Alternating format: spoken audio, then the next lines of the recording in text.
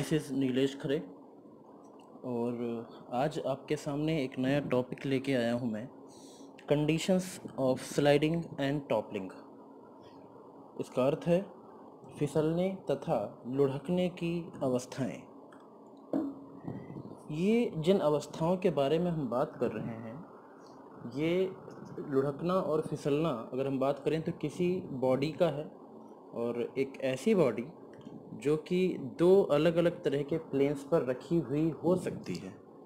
एक तरह का प्लेन हो सकता है कि यदि वो बॉडी जिसके बारे में हम बात कर रहे हैं वो किसी हॉरिजॉन्टल सरफेस पे हो, या फिर हो सकता है कि वो एक इंक्लाइंड सरफेस पे हो। तो इसके अंदर कंडीशन दो अलग अलग दशाओं में हम पढ़ेंगे। When first condition, body on horizontal rough surface,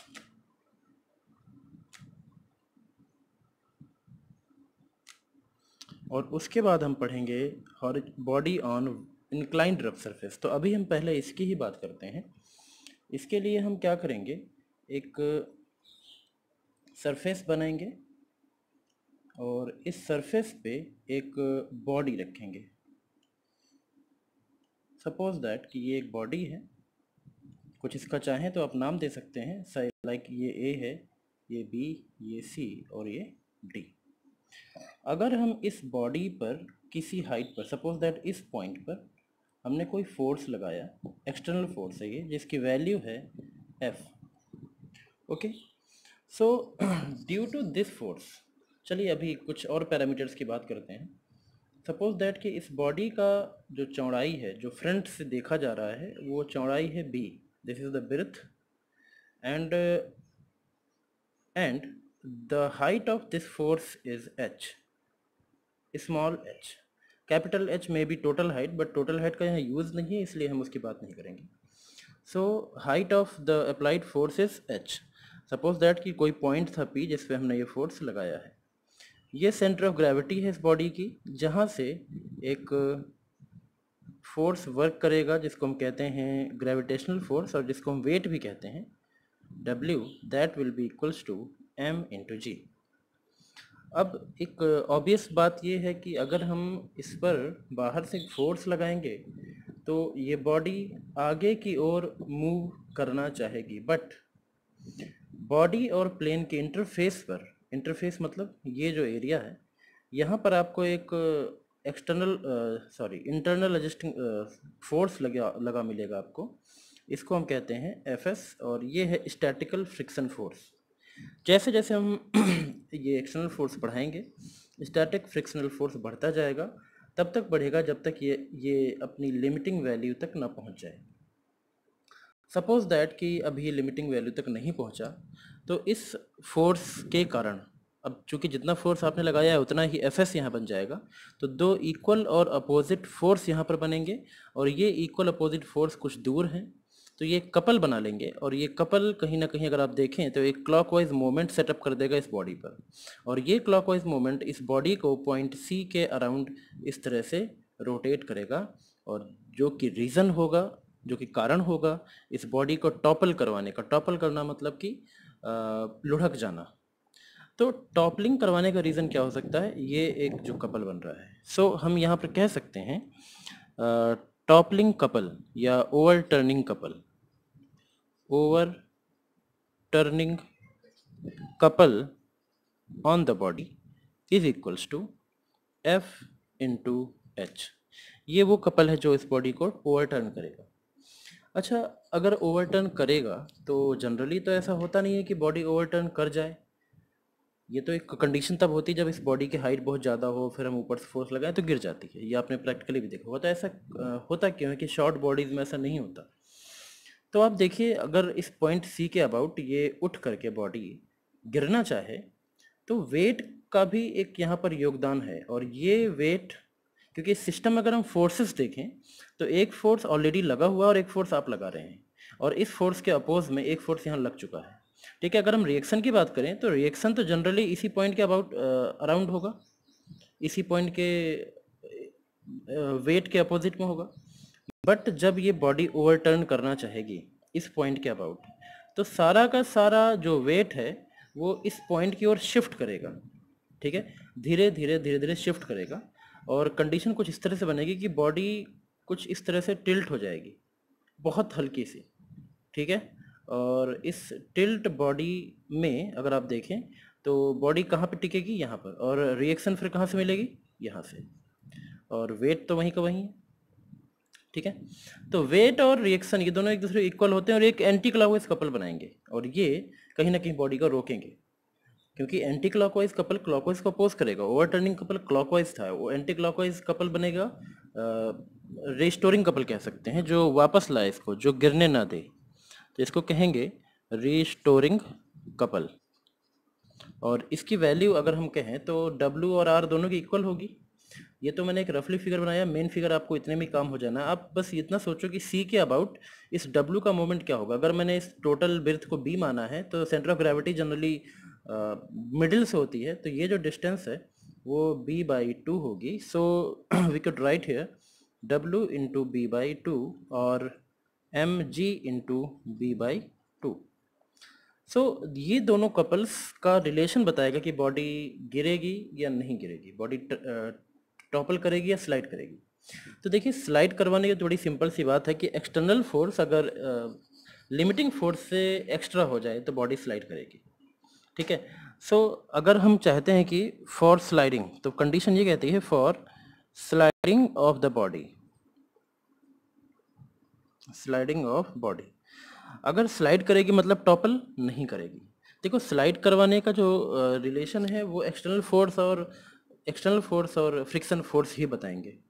तो जब इन दोनों की हम बात करेंगे स्लाइडिंग के लिए, तो फिर इन दोनों का रोल क्या रह जाएगा, क्योंकि ओवरटर्न अगर हुई मतलब कि F into H, overturning couple जब ज़्यादा होगा, जब ओवरटर्निंग कपल रिस्टोरिंग से ज़्यादा होगा तब ओवरटर्न करेगी। अगर ओवरटर्न नहीं की, स्लाइडिंग की हम बात कर रहे हैं, तो ओवरटर्निंग ना करने के लिए इन दोनों कपल्स को एक दूसरे को इक्वल होना चाहिए। ऐसा हो ही नहीं सकता कोई एक ज़्यादा हो जाए। अगर ये ज़्यादा हो गया तो बॉडी अपने आप इस तरफ चली जाएगी, क्लॉकवाइज, एंटी क्लॉकवाइज W की ओर। तो अगर बॉडी टॉपल ना करे तो उसके लिए इन दोनों को इक्वल होना चाहिए। So for sliding of body, चाहे तो आप लिख सकते हैं बिफोर टॉपलिंग। तो अगर टॉपलिंग नहीं हो रही तो हम क्या कहेंगे, टॉपल ना होने के लिए ये दोनों कपल्स एक दूसरे के इक्वल होना चाहिए, मतलब F into h equals to W into B/2 और mg इंटू B/2। सो यहाँ से आप चाहो तो एक्सटर्नल फोर्स की वैल्यू निकाल सकते हो, mg B/2 इंटू एच। ये एक्सटर्नल फोर्स की वैल्यू mg और b के टर्म में आ गई। सो ओवरटर्निंग ना करने के लिए ये होना चाहिए, लेकिन स्लाइडिंग के लिए क्या होना चाहिए, एंड, यहाँ पर लिखेंगे and external force should be greater than. Sliding तभी होगी जब बाहर से लगा हुआ फोर्स सीमांत घर्षण बल से अधिक हो जाए। सीमांत घर्षण बल है लिमिटिंग फ्रिक्शन फोर्स Fs। ठीक है, सो Fs की वैल्यू होती है म्यू आर, और कैपिटल F की अभी आप निकाल चुके हैं कि टॉपल ना होने के लिए इतना F होना चाहिए, तो टॉपल नहीं होना चाहिए, बस स्लाइड होना चाहिए। तो दोनों कंडीशन यहाँ मैच हो जाएंगी। mg into b divide by 2h should be greater than mu into r, because Fs की वैल्यू होती है म्यू आर। इसको हम अगर आगे बढ़ाएं तो यहाँ से हम हाइट की वैल्यू निकालेंगे कि हाइट क्या होनी चाहिए। अगर आप यहाँ से देखें तो mg और r दोनों एक दूसरे कैंसिल हो जाएंगे, बिकॉज mg और r एक दूसरे के बराबर हैं। यहाँ पर देखें तो r इक्वल्स W mg होता है। सो यहाँ बचा आपके पास B/2h ग्रेटर दैन म्यू। यहाँ से देखा जाए तो म्यू की वैल्यू आपको मिल चुकी है, लेकिन जनरली म्यू की वैल्यू दो सरफेसेस की आपको पता होती है, बस ये नहीं पता होता कि कितनी हाइट पे लगाएं कि स्लाइड करे, टॉपल ना करे। तो वो हाइट की वैल्यू पता लगाने के लिए इस हाइट को आप इधर भेजोगे, म्यू नीचे आएगा, तो हाइट की साइड लेस देन का एरो होगा, तो less than, height should be less then, और इधर आया म्यू तो B/2 mu. So this is the condition, H should be less then B/2 mu. Okay, इस कंडीशन में आपको स्लाइडिंग मिलेगी, टॉपलिंग नहीं मिलेगी। अब बात करते हैं टॉपलिंग होनी चाहिए, स्लाइडिंग नहीं होनी चाहिए। सो फॉर, चलिए इसको नेक्स्ट पेज पे करते हैं।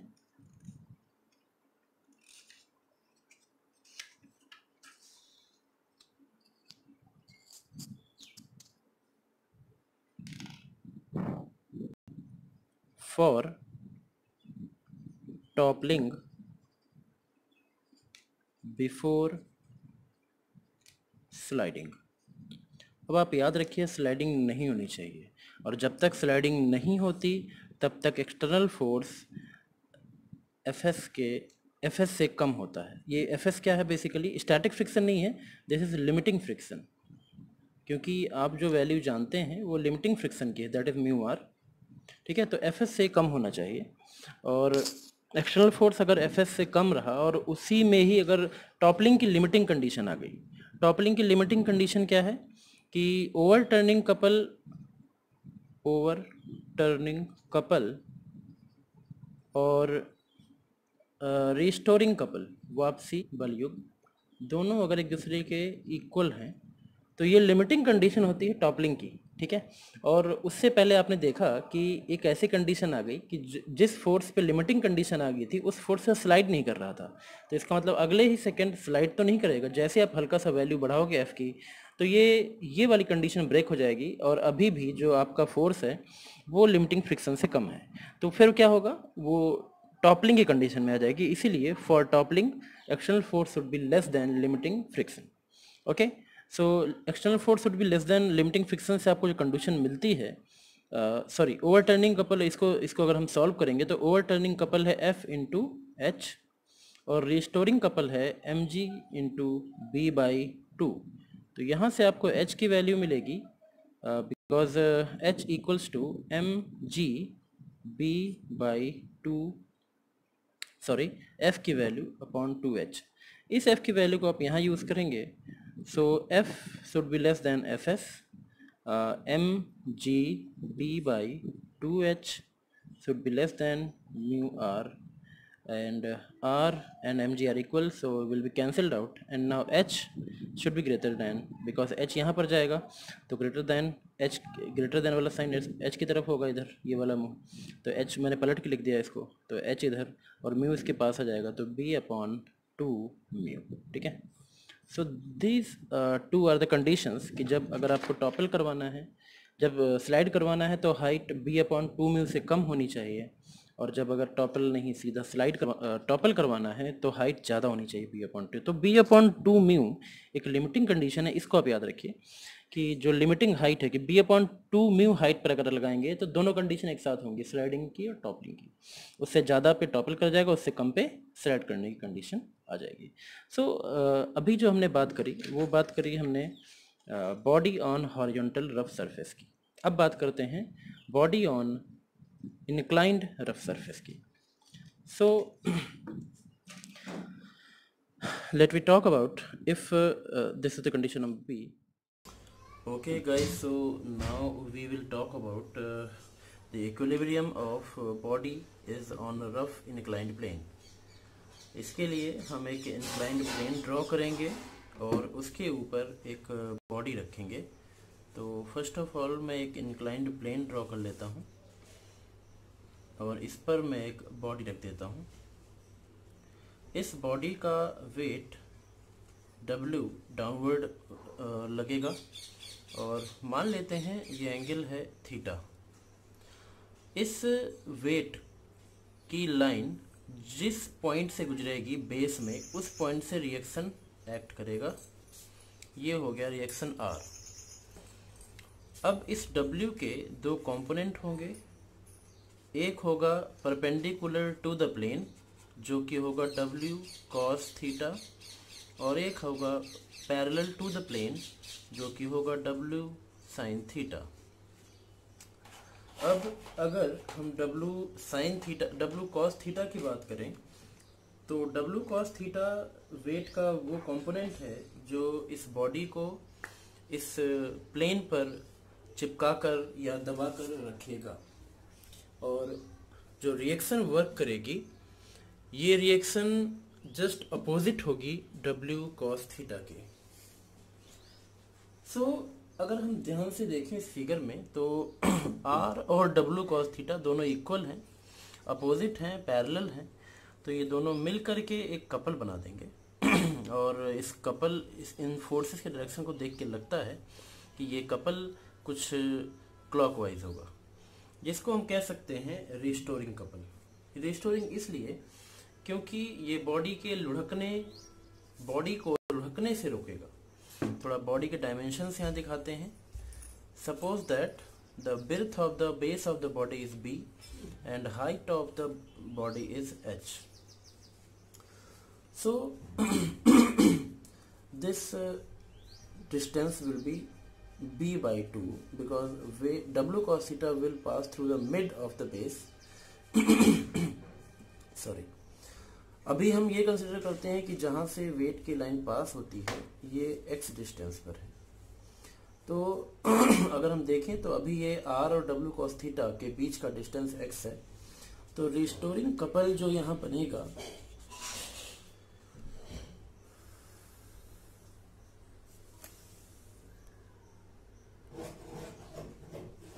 Restoring couple is equals to w cos theta into x। ये रिस्टोरिंग कपल होगा। और ओवर टर्निंग कपल क्या होगा, जरा इसको देखते हैं। Overturning couple is equals to w sin theta and one more thing, यहाँ पर एक फ्रिक्शनल फोर्स वर्क करेगा Fs। तो और ये जो डिस्टेंस है अभी आप देख सकते हैं साफ साफ ये h/2 है। सो मैं इसको कह सकता हूँ w sin theta into h/2। Okay, अगर हम इसको हम ध्यान से देखें तो इन दोनों का रिलेशन ही ये बताएगा कि ओवरटर्निंग होगी या नहीं होगी।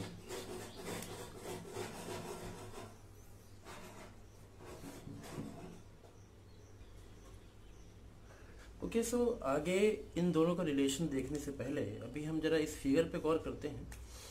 जैसे जैसे हम इस प्लेन को ऊपर उठाते जाएंगे वैसे वैसे अगर हम देखें तो ये W की लाइन टूवर्ड्स द एज चली जाएगी और एक ऐसा समय आएगा जब ये लाइन इस एज से होगी निकलेगी। उस वक्त ये बॉडी टॉपलिंग की लिमिटिंग स्टेज पे होगी। कैसे होगी जरा इस पे देखते हैं। So for limiting condition of toppling, toppling की कंडीशन में ओवरटर्निंग कपल और रिस्टोरिंग दोनों बराबर होंगे। So w cos x equals to w sin theta into h/2। w से w कैंसिल हो जाएगा एंड अगर हम साइन और कॉस को रिलेट करें तो tan थीटा, cos थीटा को हम नीचे ले गए, equals to x into 2/h।